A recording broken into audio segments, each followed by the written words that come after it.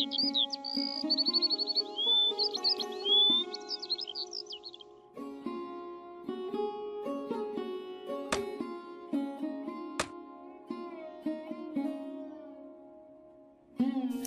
রোদ পড়েছে, কবে যে বৃষ্টির দেখা পাবো।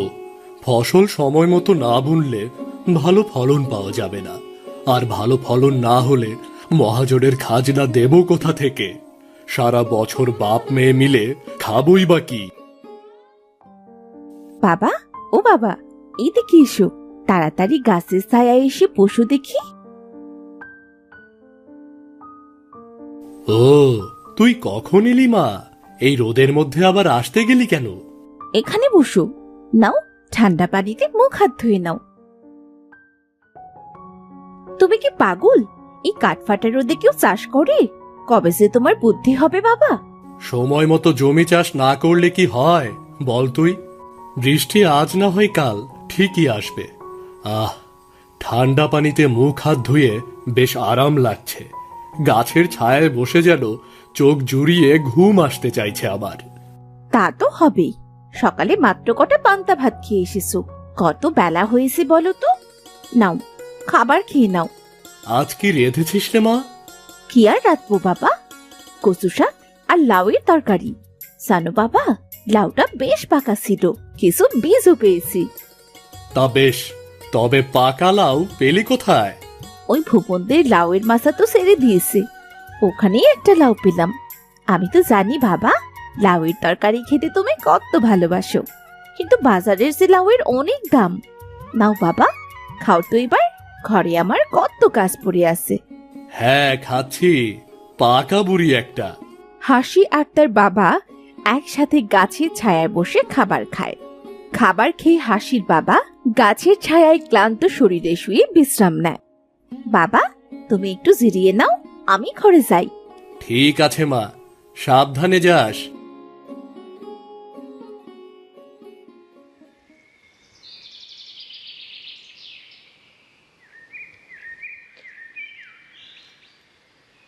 কি হাশেম মিয়া, দেখে তো মনে হচ্ছে বেশ রসে কষে আছো। আরে মহাজন সাহেব যে, আপনি এই ভর দুপুরে? আমাকে দেখে মনে হয় তোমার সুখে ব্যাঘাত ঘটল, তা বলি বেশ তো রসে বসেই আছো। তা ভাগ তো একটু আমাকেও দিতে পারো নাকি? আপনার কথা ঠিক বুঝতে পারলাম না মহাজন। তোমার পর পর 2 বছরের খাজনা বাকি। দেখো, আমার এত ধার বাকি পছন্দ নয়। এবারে যদি সব খাজনা দিতে না পারো, তবে তোমার জমি ভিটা সব কেড়ে নেব আমি। দয়া করুন মহাজন সাহেব, জমিতে এখনো ফসলের বীজ রোপণ করিনি। সব ফসল যদি খাজনা দিতেই চলে যায়, তবে আমরা বাপ মেয়ে যে না খেয়ে মরব। আমি এসব কিছু জানি না বাপু, শুধু শুধু এসব বলে কোনো লাভ হবে না। আমি শুধু তোমাকে মনে করিয়ে দিয়ে গেলাম। তারপরেও যদি দেখি কাজের কাজ হচ্ছে না, তখন কিন্তু বুঝতে পারবে। আমি চলি তাহলে। হায় বিধাতা, কবে যে মহাজনদের খাজনার হাত থেকে মুক্তি পাব? আমাদের এবার কি হবে, তুমিই বলো বিধাতা। সেই দিন আর হাসির বাবার কাজে মন লাগে না। আকাশ জুড়ে কালো মেঘ করেছে, সে ঘরে ফিরল মন খারাপ করে।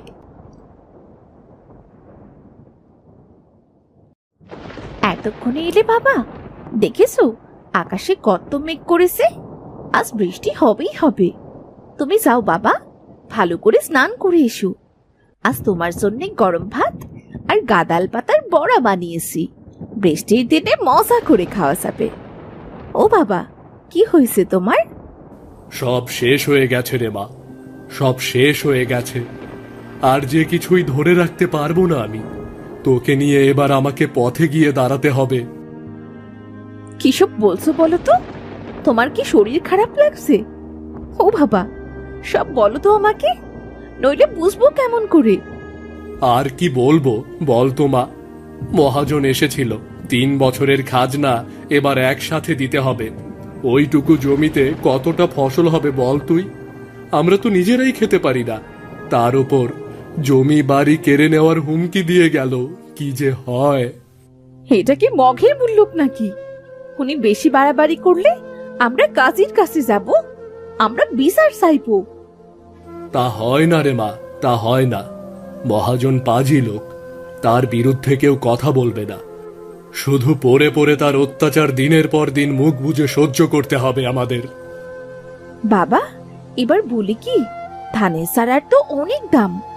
আমরা বরং এমন কিছু চাষ করি যাতে ফলনও ভালো হবে আর দামও ভালো পাওয়া যাবে, নয়তো যে আমাদের বিপদ হয়ে যাবে। কি করবি তুই? চাষবাসের তুই কিছু বুঝিস? আমাকে বল।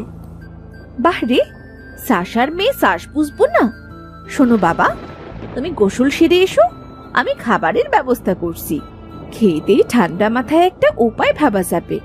যাও তো, অকারণে এত ভেবো না, বিধাতা আছেন তো বাবা।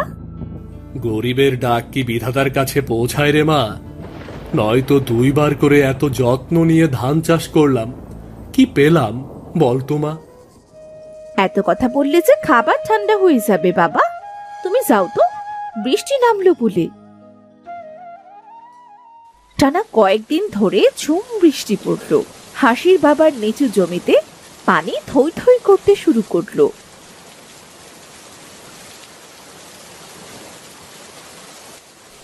কখনো অনাবৃষ্টি তো কখনো অতিবৃষ্টি। গরিব খেটে খাওয়া মানুষগুলোর কি হবে? হে বিধাতা, কি হবে আমাদের? পানি সেচে ধান লাগাবো, তারও কোনো উপায় নেই। অন্যেরা নিজেদের জমির মধ্যে দিয়ে তাদের সেচের পানি যেতে দেবে না মা, ওদের তো ক্ষতি হবে। কি করব এবার আমি, বল? ও বাবা, তুমি এসেছো? এসে মন খারাপ করে বসে আছো?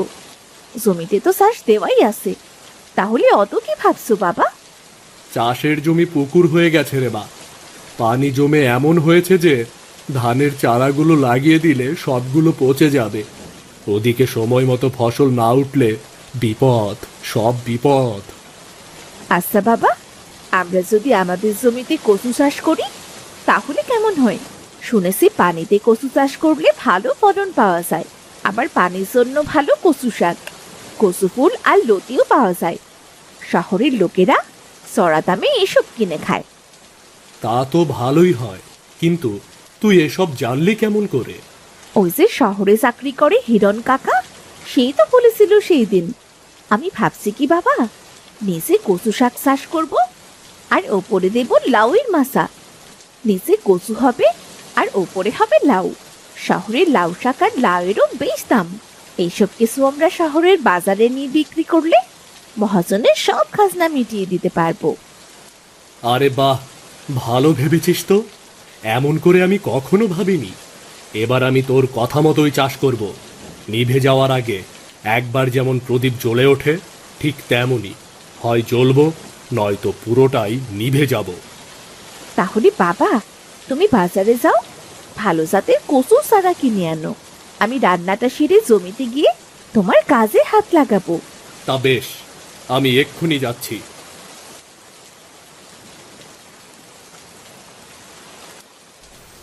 বাবা মেয়ে মিলে পানিতে জমা জমিটাকে কচুর গাছ দিয়ে ঢেকে দিল, ওপরে দিল লাউয়ের মাচা।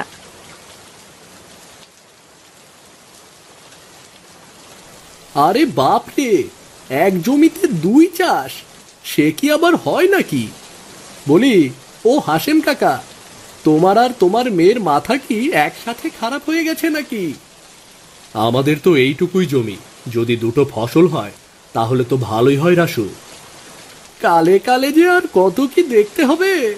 তা কাকা, আমাদের এই মাঠের সব জমিতেই তো ধানের চাষ হয়।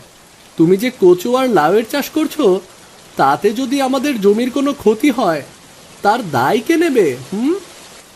এ কেমন কথা রাসু? যার যার জমিতে সে তার মতো চাষ করবে। তোমার ইচ্ছে হলে তুমিও কচু চাষ করো। আমার জমির জন্য তোমার জমির কেন ক্ষতি হবে বলো? দেখো বাবু, ক্ষতি যদি কিছু হয়, আমি কিন্তু তোমাকে ছেড়ে কথা বলবো না, সোজা মহাজনের কাছে নালিশ করব। জানো তো, মহাজন আমার নিজের লোক। আমার কথা শোনো রাসু, তোমার বয়স কম, অভিজ্ঞতাও কম, রাগ বেজায় বেশি তোমার। কচু কোনো বিষফল নয় যে জমির ক্ষতি হবে, বরং কচু চাষ করলে জমির উর্বরতা বাড়ে। আমার কথা বিশ্বাস না হলে তুমি আরো খোঁজ খবর নিয়ে দেখতে পারো। হাসিমা, চল ঘরে চল, আমাদের কাজ আজকের মতো শেষ। চলো বাবা। কিন্তু হাসির বাবার কথা রাসুর পছন্দ হলো না। সে চিন্তায় পড়ল।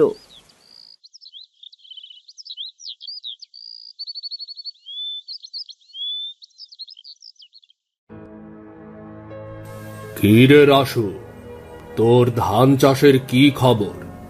দেখ, এবার ভালো ফলন দিতে না পারলে আমি কিন্তু তোর থেকে তোর জমি কেড়ে নেব, বলে দিলাম।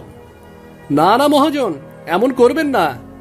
আচ্ছা মহাজন, আপনাকে যে বলেছিলাম হাশেম মিয়া আর ওর মেয়েকে দাঁড় করাতে, তার কি করলেন? ওদের পথে বসাতে আমার বড্ড শান্তি লাগবে। বড্ড বার বেড়েছে বাপ মেয়ে। আমি হলাম গ্রামের মহাজন, তোর মতো উলু খাগড়ার কথায় আমি চলি না। নিজের মাথার বুদ্ধি খাটিয়ে আমাকে চলতে হয়। তুই নিজের কাজে মন দে, নয়তো তোর পথে বসা কেউ আটকাতে পারবে না। গ্রামও ছাড়তে হতে পারে। এতদিন আপনার জমিতে কাজ করেছি, আপনি এমন করে আমাকে বলতে পারলেন মহাজন? বলদ দিয়ে যখন চাষ করা যায় না, তখন চাষিরা সেই বলদকে ছেড়ে দেয়। তুই আমার কাছে চাষির ওই চাষের বলদের থেকে আর বেশি কিছু না। যা, কাজে মন দে, অন্যের পেছনে না লেগে কাজে মন দে, যত সব। হাসি রান্না করছিল, কিন্তু আজ হাসির রান্নার কাজে একদম মন ছিল না। হাসিমা, তোর রান্না হলো? বড্ড খিদে পেয়েছে রে। ও কি রে, কি এত ভাবছিস মা? রাসু আমাদের ফসলের কোনো ক্ষতি করবে না তো বাবা? ওর কথাগুলো আমার একদম ভালো লাগলো না। না রে মা, যে বেশি কথা বলে তার দম আসলে ওই কথাতেই, কাজে নয়। দে তো মা, দুটি খেতে দে আমাকে। এখনই দিচ্ছি বাবা, তুমি বসো।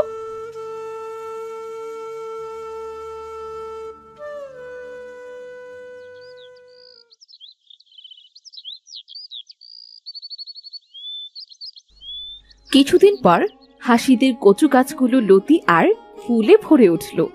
গাছে এলো মস্ত লাউ।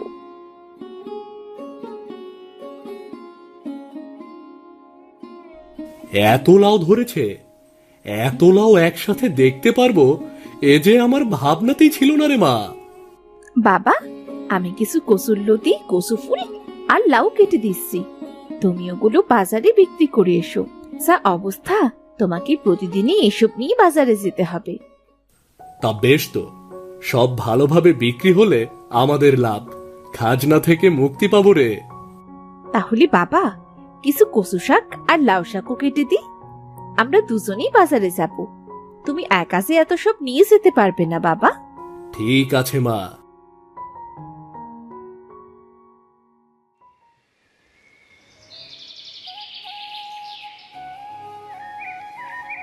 কয়েকদিনের মধ্যে হাসিরা অনেক টাকা আয় করলো।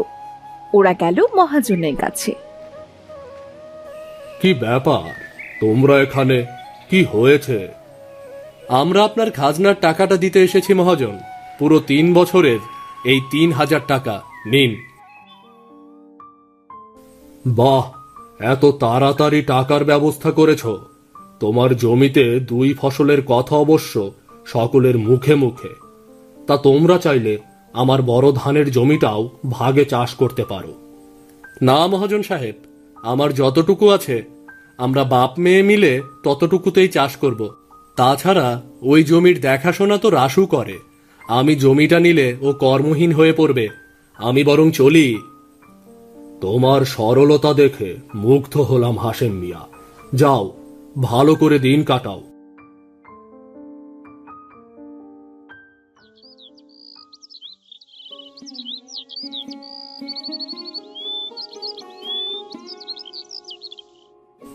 আমাকে ক্ষমা করে দিও হাশেম কাকা, আমি তোমাদের পথে বসাতে চাইতাম, আর তুমি কিনা আমার কথা ভেবে মহাজনের এত বড় জমিটা ছেড়ে দিলে। তোমায় সেলাম গো কাকা। যে অন্যের ক্ষতি করে বিধাতা তার ক্ষতি করে, এটা মনে রেখো হাসু।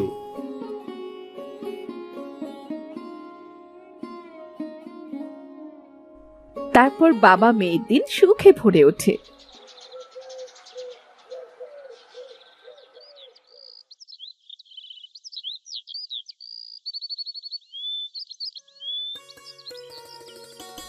বাবা, সব কচু তো তোলা শেষ।